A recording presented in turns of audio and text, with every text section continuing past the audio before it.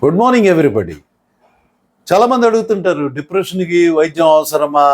నాలుగు అనునయ వాక్యాలు చెప్తే చాలులే, వాడికి ఏంటి నష్టం? చాలా తప్పు.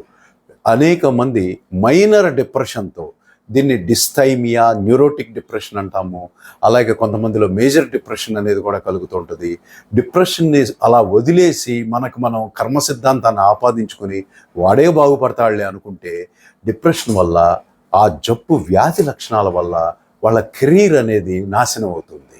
ఎట్లా అంటే, డిప్రెషన్ వల్ల పని పట్ల ఆసక్తి కోల్పోతారు, ఏకాగ్రత కోల్పోతారు, మరి ఇంట్రెస్ట్ అనేది లూజ్ అవుతారు, కాన్ఫిడెన్స్ లెవెల్స్ తగ్గిపోతాయి, ప్రొడక్టివిటీ తగ్గిపోతుంది, వర్క్లో ఆబ్సెంటిజం పెరుగుతూ ఉంది. వర్క్లో ప్రమోట్ అవ్వాల్సిన వ్యక్తి ప్రమోషన్ కాదు కదా, కెరీర్ గ్రాఫ్ తగ్గిపోయి సస్పెండ్ అవటం, ఆఖరికి డిస్మిస్ అవటం అనేది కూడా జరుగుతుంది. టోటల్గా అతని యొక్క ప్రొడక్టివిటీ, ఆ కుటుంబం యొక్క ప్రొడక్టివిటీ కూడా నాశనం అయిపోయి వాళ్ళు చాలా ఇబ్బందికి గురవుతారు. డిప్రెషన్ నుండి సత్వరమే బయటికి రావాల్సిన అవసరం ఎంతైనా ఉంది. Thank you.